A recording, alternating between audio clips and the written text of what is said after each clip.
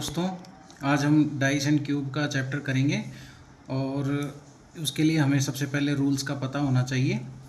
इसमें जैसे आपको दे दिया जाएगा कि भाई 1 2 3 4 5 6 वाली ऐसी फिगर में हमारा क्या अपोजिट ढूंढने का काम होगा।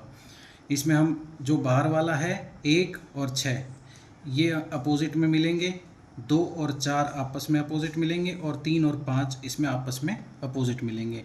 इस दूसरे फिगर में देखा जाए तो 2 का अपोजिट 4 होगा, 1 का अपोजिट 5 होगा, 3 का अपोजिट 6 होगा। ऐसे ही दूसरे फिगर में देखेंगे तो इसका 1 का अपोजिट 3 होगा, 4 का अपोजिट 6 होगा और 2 का अपोजिट 5 होगा। ये बीच वाला आपस में अपोजिट मिलेंगे।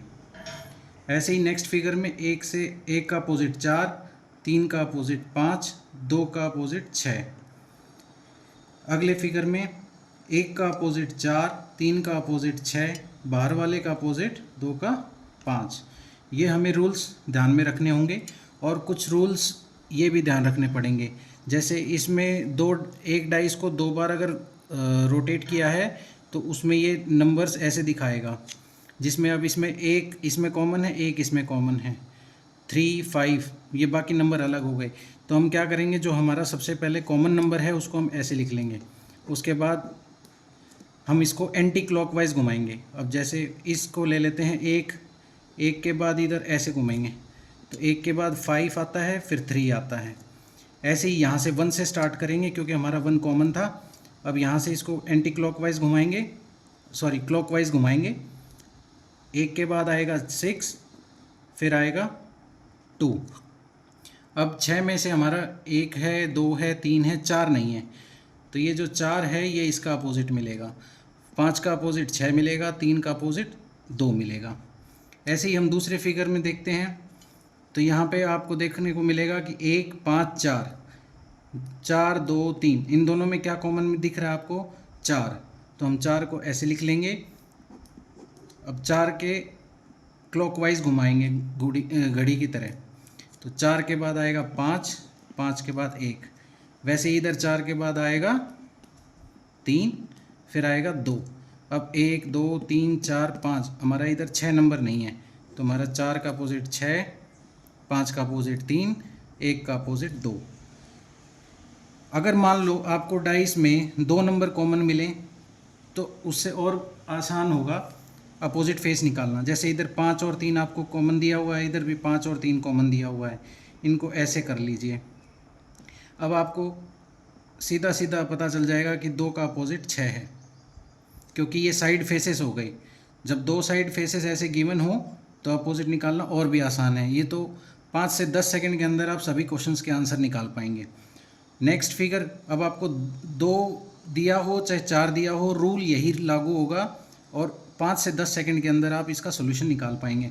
अब जैसे हमें इसका आसान है, 1 2 3, इधर 1 2 4, इधर आपको 1 और 2 कॉमन दिख रहा है। तो हम क्या कोशिश करेंगे, जिसमें एक डाइस के अंदर सिर्फ एक नंबर कॉमन मिले, हम उसको करके और सभी का निकाल पाएंगे। जैसे अब इसमें देखिए 6 5 4, इसमें 6 2 4, तो इसमें 6 और 4 कॉमन है, इसका भी 6 4 कॉमन है। इसमें 4 2 कॉमन है, इधर 4 2 कॉमन है, इधर 1 2 कॉमन है, इधर 1 2 कॉमन है। तो हम इनको एक को स्किप करके दूसरे को देखेंगे। इधर 2 कॉमन है, इसके अंदर भी देखिए अब 2 कॉमन है, हमने इसको और इसको कंसिडर किया। अब इसको क्लॉकवाइज घुमाएंगे तो 2 के बाद क्या आएगा, 3, 3 के बाद 1, और इस फिगर में 2 के बाद क्या आएगा, 4, और फिर उसके बाद आएगा 6। नंबर कौन सा बच गया हमारा, 1 2 3 4 5 बच गया। अब 2 का अपोजिट 5 होगा, 3 का अपोजिट 4 होगा, 1 का अपोजिट 6 होगा। अब हम कुछ क्वेश्चंस करेंगे जो ज़्यादातर कंपटीशन एग्जाम्स में पूछे जाते हैं। पहला क्वेश्चन देखिए, which number will appear on the face opposite to 1। ये आपका CHSL में आया हुआ क्वेश्चन है। अब ये बहुत ही आसान है। देखिए आपको इसमें 2 फेसेस गिवन है, 2 और 4 2 4। अब आपको 1 का अपोजिट पूछा है तो आपका सीधा सीधा आंसर है 3, तो इसका आंसर होगा 3। क्योंकि हमने रूल्स अभी पढ़े हैं, उसके अकॉर्डिंग ये क्वेश्चन आए हुए हैं। देखिए कितना आसान है। नेक्स्ट क्वेश्चन देखिए, एसएससी सीजीएल 2015 में आया हुआ क्वेश्चन है। इसको देख के कंफ्यूज नहीं होना है। ये डॉट की फॉर्म में भी दे सकते हैं, क्वेश्चंस की फॉर्म में भी दे सकते हैं, नंबर्स की फॉर्म में भी दे सकते हैं। अब देखिए, 2 positions of a cube are shown below, when the face at the top has 3 dots then how many dots will be there at bottom. कह रहा है कि ऊपर अगर 3 डॉट हैं तो नीचे वाले अपोजिट फेस में या बॉटम फेस पे कितने डॉट होंगे। सिंपल सी बात है, इसको हम वैसे कर लेते हैं, ऐसे कर लीजिए, 1 6 3 4 6 5। हमें क्या कॉमन दिख रहा है इनमें? 6 कॉमन दिख रहा है, तो हम 6 को ऐसे लिख लेंगे और ऐसे करके अब क्लॉकवाइज घुमाएंगे। 6 के बाद क्या आता है? 1, 1 के बाद है 3, और इस फिगर में 6 के बाद है 4, 4 के बाद है 5। क्या बच गया? 1 2 बच गया। अब हमसे क्या पूछा गया है? 3 के अपोजिट में कितने डॉट आएंगे बॉटम में? तो 3 का अपोजिट 5 है, तो हमारा आंसर होगा 5। नेक्स्ट क्वेश्चन आप करके देखिए एक बार। इसमें है which number is on the opposite surface of the number 3। 3 के अपोजिट में क्या आएगा? करके देखिए आप।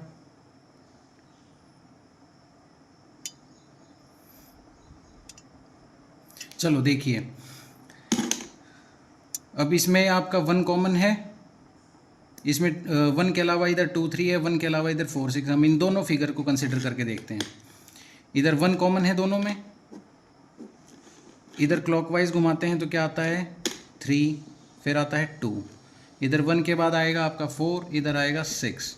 अब क्या बच गया? 1 2 3 4 5 6। तो हमारा इसमें क्या पूछा गया है? 3 का अपोजिट क्या होगा? 3 का अपोजिट हमारा आएगा 4। ये आपका सही आंसर होगा। अब इसमें देखिए, आपको डॉट की फॉर्म में दिया है। इसका हमने रूल अभी पढ़ा था, इसका अपोजिट ये होगा, इसका अपोजिट ये होगा, और बीच वाले का अपोजिट बीच वाला होगा। इसमें आपसे क्या पूछा है? How many dots lie opposite to the face having 3 dots. जिसके 3 डॉट्स हैं, 3 डॉट हमारे यहाँ पे हैं, तो इसका अपोजिट होगा 6। तो ऑप्शन में 6 है, ये डी ऑप्शन। नेक्स्ट क्वेश्चन करके देखिए आप। ये सीपीओ में आया हुआ क्वेश्चन है 2017 में, SSC. 2 position of a cube are shown below, what will come opposite to the face containing number 9। अब मान लो आपके 1 से 6 तक के जो नंबर्स हैं वो डाइस के अलावा अगर आपसे ऐसे क्वेश्चन पूछ लिए जाएं तो उस केस में आप क्या करोगे? एक बार ट्राई कीजिए आप।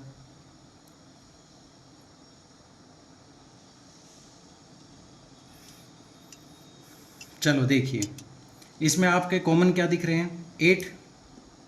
इसमें आपका 8 कॉमन है। अब इसको क्लॉकवाइज वापस, रूल वही लगेगा, आपका आंसर 5 से 10 सेकंड के अंदर आ जाएगा वापस। इधर से आपका 8 है, 8 के इधर 7 आएगा, फिर 9 आएगा, इधर आपका 8 के बाद आएगा 6, उसके बाद आएगा 4। ठीक है, हमसे ये पूछा गया है कि 9 के अपोजिट में क्या आएगा, तो सिंपल सी बात है, 9 के अपोजिट में 4 है, 6 तो 7 के अपोजिट में आ गया ना, तो हमारा आंसर होगा 4। ये क्वेश्चन देखिए, अ डाइस इज थ्रोन 4 टाइम्स। एक डाइस को 4 बार फेंका गया, जिसकी चारों फिगर दे रखी हैं। इसमें आपको 2 की अपोजिट का निकालना है आंसर, और ये आपका एसएससी सीपीओ में भी पूछा गया है क्वेश्चन। ये आप लोगों के लिए होमवर्क है, मुझे कमेंट बॉक्स में इसका आंसर डालें। Thank you. चैनल को सब्सक्राइब करें, लाइक करें, शेयर करें। Thank you.